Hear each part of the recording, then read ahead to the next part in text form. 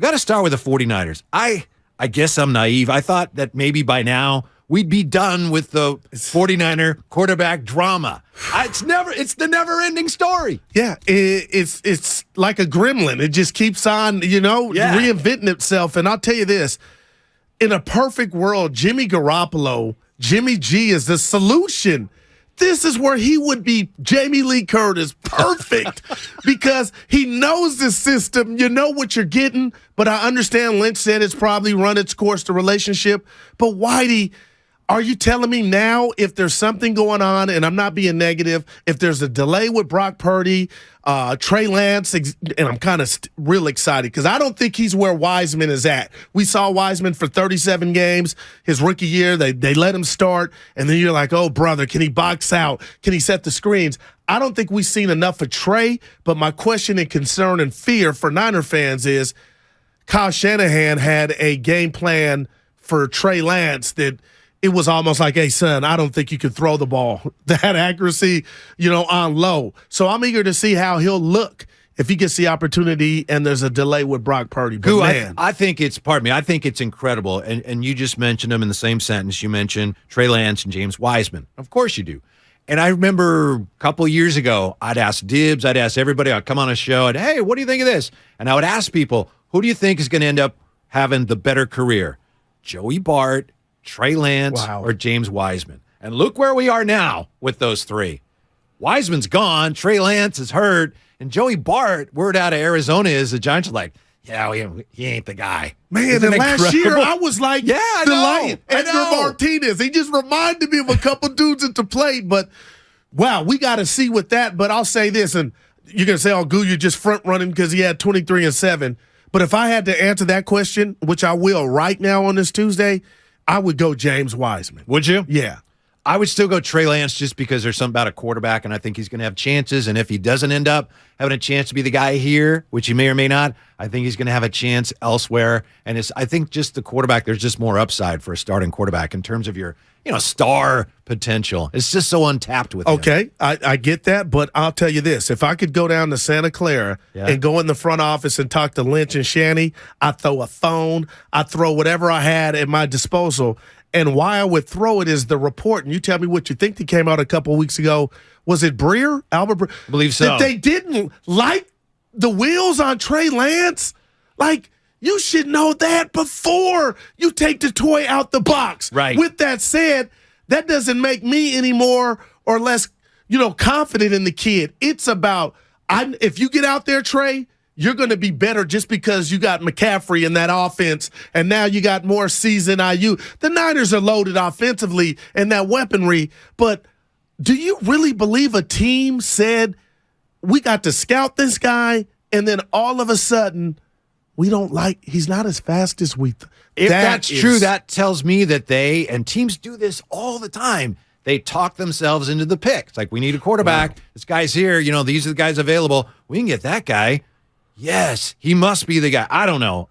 That's hard to believe. What was the other thing? They weren't crazy about his accuracy, and they didn't think he was as mobile or didn't. Yeah, the mobility, the wheels were a little. It wasn't a Ferrari. It was a Honda Accord, which is a nice car, but that ain't the Ferrari. Mm-hmm.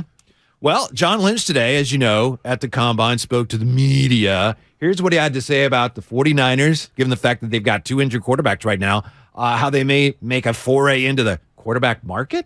Well, ironically, we made that decision last year, and I felt felt really good going into training camp that we were kind of insulated in the event that anything happened. And, unfortunately it wasn't quite enough. It got us right at the end. And so I think we're all product of our experiences. Was in some meetings today where the league's discussing potential solutions for, third quarterbacks such that we never have that kind of, but the reality is it's very few and far between where those instances happen.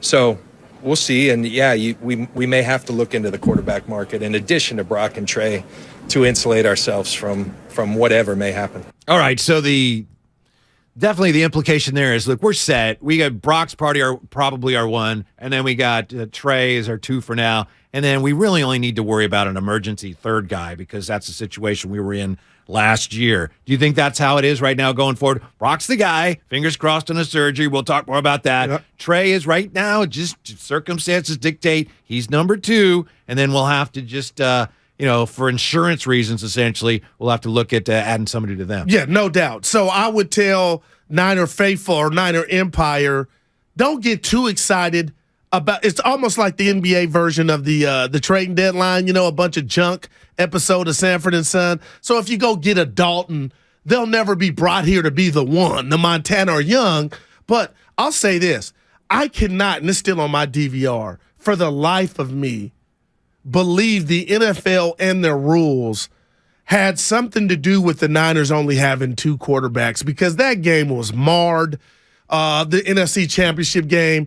And you can say, but I mean, that should never happen again, Whitey Michael Gleason. Like, come on, man. I grew up in the 70s, 80s where you had 3. Because you stuff had no happens. cap either. You had no cap. Yeah. Shout out, what's our guy, Eddie D. Yeah. That's why you had Steve Young. And who's backing up Steve Young? Joe or vice versa, whatever. Joe Montana start with Steve Young backing him up. You can't do that anymore. Money ain't a thing. Yeah. Here's John Lynch on Brock Purdy and surgery being, we may have to delay it. Ultimately, he's 22 years old. We want the best outcome, and that's what Dr. Meister made a really tough decision, and we're very appreciative. And he's done thousands of these surgeries, and he just, when you have all the swelling out, when you have all the stiffness out, is when he's had the best success with the outcomes. And so we're very thankful, and we're hopeful that when they meet down in Arizona this week, they can move forward, and then it would be early next week as to when they would go in there and have the surgery. With pitchers, when they have the Tommy John, and we need a different name for it for football players. We have to name it after a football player, but that's just me. Pitchers, their recovery time varies greatly, and a lot of times a pitcher loses command for a while, and it takes them a while to find that command and get back into the groove. And I don't know. I'm wondering if it's the same with a quarterback. Is it reasonable to think that he's not going to have the same accuracy, or is it going to take him a while to find all that? If these are questions as well going forward that no one knows the answer to. Well, you know what? And you pose a great question, because I remember years back, Whitey, I won't age myself, Tommy John was like a death blow. Do you know my son? He didn't even do it. It wasn't even a thing until 77 or whatever. Daryl Johnson II, his teammate, Kennedy High School, Sacramento, Edwin, got a scholarship to pitch at San Diego State. Freshman this year, throws his elbow out, needs Tommy John. I'm driving in the parking lot of the local Safeway. I see his dad. I say, "How's Junior doing?" He says and gives me high five.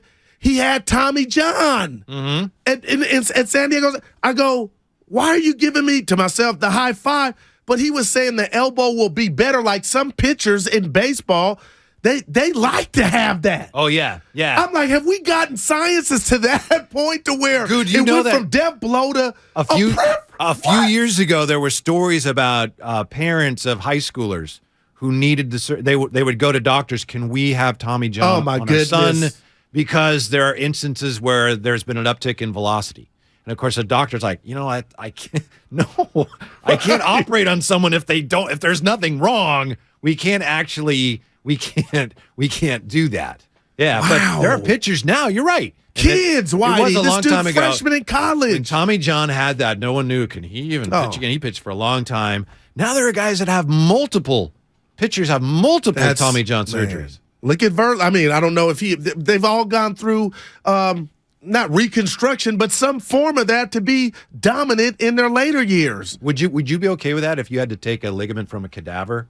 Well, you know what? I'm gonna keep it real. I told you about the confidence in the bedroom. Yeah, I had something for that. But if you're telling me longevity is going to be times 10, or I'll be a better version of myself and maybe get another contract, I know you're looking at me, Whitey, and I ain't into all the surgeries and plastic and all that, but I would. Okay, but even if it's like this is from a dead guy, would you be okay with taking a piece from a dead guy? Nah, yeah, because that's sometimes they get all the way live. They get the ligament from like a cadaver. It's like, here you go, we found a good one that's going to fit you. Amazing. So yeah, I'm curious to see if Brock is going to just be in and out, or Whitey, we find out it'll be more extensive. Let's see what John Lynch can tell us about Brock Purdy's timeline for a return. There's a variety of different time frames, and Dr. Meister had a great line that I can't share with you, but it was very clever, just about, he doesn't have a crystal ball. And every player's different, every person's different. So timelines are just that. They're guidelines, but, we'll see. And it's, the reality is the majority of these are done on baseball players. This is not a baseball injury, even the way in which it happened. It was Brock's going to throw on a 250-pound man with an opposing force. It's a different injury, and so the outcomes are different, and we'll see where it goes. That's very interesting. Wow, man. Thanks for nothing. Dr. Meister had a great line. I can't share it with you. Thanks for nothing, John Lynch. On the text line here, Xfinity Mobile text line 888-957-9570. You want to shoot us a text? We'd love to know what you think as well. If you want to give us a call here, it's Whitey in for Steiny today. From the 925, don't pitchers get higher mile per hour after Tommy John surgery? Yeah, in some cases. But again, my understanding is I've been to I'm not a doctor, but I've spent time in a hospital. I'm not a doctor. My wife works at a hospital. But they're all, like John Lynch alluded to, they're all different. It's not like if you had Tommy John and you had Tommy John and you had Tommy John, you're all going to recover the same way at the same time. It just doesn't work that way. Yeah, necessarily. But right now, it's something that's, do I dare say, popular. Yeah. A kid, and I was like, man, I was thinking to myself, man, you promoting your son going under the knife, but they were juiced. Yeah. Well, good luck to Brock Purdy. Good luck to the 49ers. Once again, they've got drama at the quarterback position, but no more Jimmy G, right? At least that is over, man. Right? Goo? After last year, I will not say, but Lynch spoke about it today. He said it looks like it's ran its course. Mm-hmm. Yeah. Where do you see Jimmy? And do you have somewhere where you'd like to see him? Like I'd like to see him in Carolina. Maybe. Well, I was going to say New York, but I could see him with the Jets. Too cruel on him. Really? Yeah. I'd like to see him go to New York. I guess the Giants are pretty happy with their quarterback situation, aren't they? Yeah, we'll find out with the about the Jets, though. Aaron Rodgers. Here is John Lynch on the Jimmy relationship. We've heard this before, though, haven't we? Jimmy's been tremendous for us. In our first year, at the end of the year, we do a trade, and Jimmy comes in, lights it up, and a lot of people want to talk about what we didn't accomplish with him. What I know is we won a lot of football games with Jimmy. We admire his toughness. We admire the teammate that he was. So I know everyone wants to talk about some discourse and all that, but I think I do believe that it's probably run its course. But I think we leave with nothing but fond memories for Jimmy, and Jimmy's going to go play good football for someone. I know that the quarterback position is probably not as vital in the 49er system as it is in other systems, but it's still obviously hugely important. And the 49ers aren't going to consistently win anything. They may never win the ultimate prize unless they get that figured out, right, Goo? I mean, it's still football, and it's still a quarterback, and they're still grabbing for answers. I want to say hell yeah to that, but I won't, Whitey, because they've been proof that, we ain't got it done yet, but we can get pretty damn close. And I'm talking about a lead in the 2019 Super Bowl against the Chiefs with under 6 minutes or 6 minutes left. Last year, the year and a half, 2 years ago, right. What do we call it? A year and a half. In L.A., you had a 10-point lead in the fourth quarter. So much of me wants to say you're right, but then I'm like, we've been almost proven wrong. But I'll say this. What's the Whitey Gleason clock tell us on how many more seasons can go by and the Niners be, runner-up? Like, to me, Kyle's got to punch that ticket. It starts to remind you of the Harbaugh years, doesn't it? Coming so close and so close. Dude, they had that Super Bowl on the other day. Those were four of the worst plays I've ever. They were at the 5. But And then they scored a touchdown on one of them, but they'd call timeout. Look at you. So, people are going to wonder about hole number 12. Tom Brady. Is he still in the picture? Here's John Lynch, his offseason communication with Tom Brady. I sent him a text when he retired. He was a teammate for about 3 weeks at one point, so I sent him a text, just congratulations on one of the greatest careers that I've ever seen in any sport. And, I wished him the best, so we'll leave it at that. Oh, boy. Is that still a thing, possibly, Goo? I'll tell you what, if we find out that there's Brock Purdy's going to be delayed, hell yeah. Because what quarterback wouldn't want to come into this situation with the Niners? And I know you need some improvements on the O-line, but come on, everywhere you look offensively, this is a dream. But he's done, isn't he? I mean, isn't that one thing we can say, all right, can't we? We need to have a few things that we can say, all right, we're not sure what it is, but we know what it is, and it's not Jimmy G and it's not Brady, right? I'll tell you this. The Dallas-Tampa Bay game, Yeah. I really went into that, no shocker here, thinking Tampa was going to win. Yeah. And that was just by default because Dallas hadn't done anything mentally. But that big takeaway, Whitey, was Brady might be washed. Right. I mean, he looked awful. It's going to happen eventually. They were coming for his neck right and left, so like a bunch of mosquitoes. So if you give him some protection, then are we talking about Tampa Bay, Tom Brady when he won the Super Bowl? Yeah, but still. You give him old Trent Williams, Yeah. who's not going to retire. Well, I never fell for that. Come on. It gets back to, again, Shanahan and to me just kind of a blind spot with the quarterback position. At some point, if you want to be a legitimate Super Bowl contender where you actually win a Super Bowl, not just come close all the time, you got to have your quarterback situation. Well, they did what you don't like. solidified. They went and drafted a guy named Trey Lance. Yeah. If what you're saying is you're on the right street because Kyle went and did it. I keep saying this. He moved mountains to trade up and get Trey Lance. And now we look at Trey Lance like he's Jay Schrader, like he's a bum. You know what I'm saying? Like, I'm excited to see, can you beat Brock Purdy out if Brock's healthy?